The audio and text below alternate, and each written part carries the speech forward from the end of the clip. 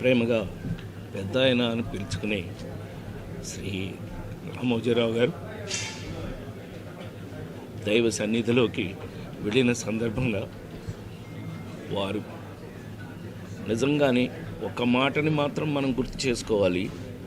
అంతటి మహానుభావుడు ఈ దరిద్రపు చెత్త రాజకీయాల వల్ల చివరికి మన క్షోభ అనుభవించి వెళ్ళారు. అది భగవంతుడు చూసుకుంటాడు, డెఫినెట్ చూసుకున్నాడు, భగవంతుడు చూసుకున్నాడు. కానీ ఆయన ఆ గెలుపు, ఆ నిజ గెలుపుని ఆయన అనుభవించి ఆ సక్సెస్ని ఆయన చూసే వెళ్ళారు. ఆ విషయంలో చాలా చాలా సంతోషం. ఆయన అనుకున్నది సాధించి మరి వెళ్ళారు. వారి మనశ్శాంతి, వారి జీవితంలో వారు ప్రపంచం బతికున్నంత వరకు కొంతమంది బ్రతుకుంటారు. అందులో శ్రీ రామోజీరావు గారు ఒకరు. అది ఒక చరిత్ర.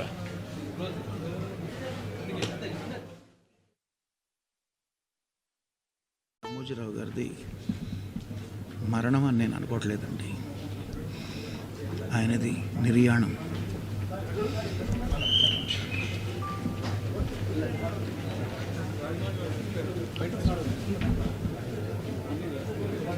ఒక్క మనిషి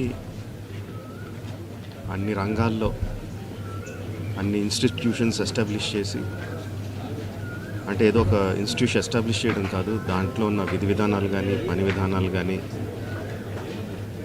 కొత్త ఇన్నోవేషన్స్ తీసుకొచ్చి ఏ రంగంలో అడుగుపెట్టినా దాన్ని శిఖరాలకు తీసుకెళ్ళింది ఒక్క వ్యక్తి అండి. ఆయన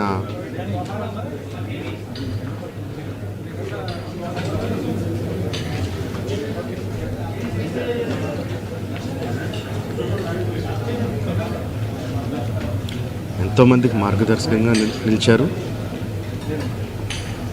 ఎంతోమందికి ఉపాధి కల్పించారు. అలాంటి వ్యక్తికి the way we can pay tribute to him is by conferring Bharat Ratna. ఆయనకి డెఫినెట్గా ఇవ్వాలి. ఆయనకి ఇవ్వడం సముచితం అని రెండు రాష్ట్ర ప్రభుత్వానికి కేంద్ర ప్రభుత్వానికి కూడా మనవి చేసుకుంటున్నానండి. Thank you.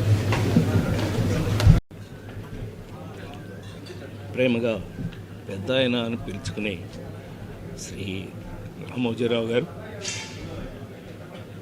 దైవ సన్నిధిలోకి వెళ్ళిన సందర్భంగా వారు నిజంగానే ఒక మాటని మాత్రం మనం గుర్తు చేసుకోవాలి. అంతటి మహానుభావుడు ఈ దరిద్రపు చెత్త రాజకీయాల వల్ల చివరికి మన క్షోభ అనుభవించి వెళ్ళారు. అది భగవంతుడు చూసుకుంటాడు, డెఫినెట్ చూసుకున్నాడు, భగవంతుడు చూసుకున్నాడు.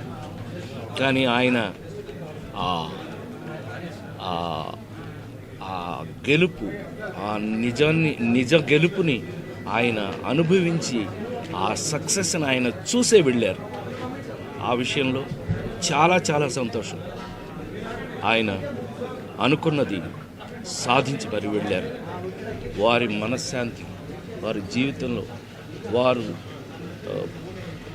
ప్రపంచం బతికున్నంత వరకు కొంతమంది బ్రతుకుంటారు. అందులో శ్రీ రామోజీరావు గారు ఒకరు. అది ఒక చరిత్ర.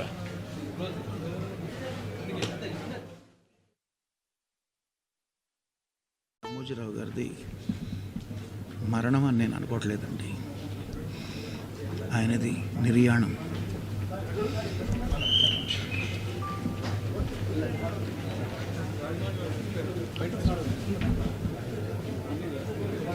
ఒక్క మనిషి అన్ని రంగాల్లో అన్ని ఇన్స్టిట్యూషన్స్ ఎస్టాబ్లిష్ చేసి, అంటే ఏదో ఒక ఇన్స్టిట్యూషన్ ఎస్టాబ్లిష్ చేయడం కాదు, దాంట్లో ఉన్న విధి విధానాలు కానీ పని విధానాలు కానీ కొత్త ఇన్నోవేషన్స్ తీసుకొచ్చి ఏ రంగంలో అడుగుపెట్టినా దాన్ని శిఖరాలకు తీసుకెళ్ళింది ఒక్క వ్యక్తి అండి. ఆయన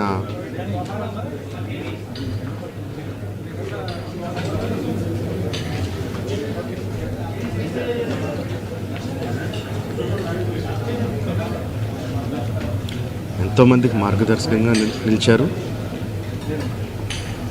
ఎంతోమందికి ఉపాధి కల్పించారు. అలాంటి వ్యక్తికి the way we can pay tribute to him is by conferring Bharat. ప్రేమగా పెద్ద ఆయన అని పిలుచుకునే శ్రీ రామోజీరావు గారు దైవ సన్నిధిలోకి వెళ్ళిన సందర్భంగా వారు నిజంగానే ఒక మాటని మాత్రం మనం గుర్తు చేసుకోవాలి. అంతటి మహానుభావుడు ఈ దరిద్రపు చెత్త రాజకీయాల వల్ల చివరికి మన క్షోభ అనుభవించి వెళ్ళారు. అది భగవంతుడు చూసుకుంటాడు, డెఫినెట్ చూసుకున్నాడు, భగవంతుడు చూసుకున్నాడు. కానీ ఆయన ఆ గెలుపు, ఆ నిజ గెలుపుని ఆయన అనుభవించి ఆ సక్సెస్ని ఆయన చూసే వెళ్ళారు. ఆ విషయంలో చాలా చాలా సంతోషం. ఆయన అనుకున్నది సాధించి మరి వెళ్ళారు. వారి మనశ్శాంతి, వారి జీవితంలో వారు ప్రపంచం బతికున్నంత వరకు కొంతమంది బ్రతుకుంటారు. అందులో శ్రీ రామోజీరావు గారు ఒకరు. అది ఒక చరిత్ర.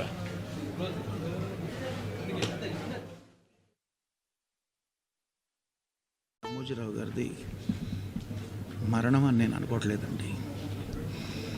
ఆయనది నిర్యాణం.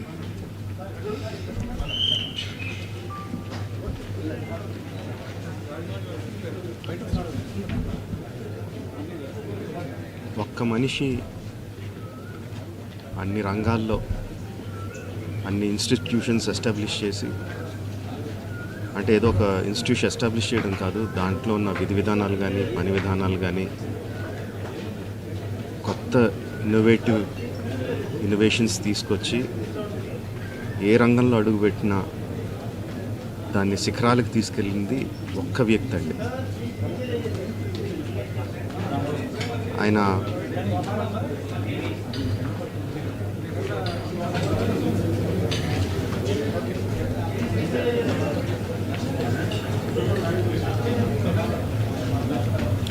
ఎంతోమందికి మార్గదర్శకంగా నిలిచారు, ఎంతోమందికి ఉపాధి కల్పించారు. అలాంటి వ్యక్తికి the way we can pay tribute to him is by conferring Bharat Ratna. ఆయనకి డెఫినెట్గా ఇవ్వాలి. ఆయనకి ఇవ్వడం సముచితం అని రెండు రాష్ట్ర ప్రభుత్వానికి, కేంద్ర ప్రభుత్వానికి కూడా మనవి చేసుకుంటున్నానండి.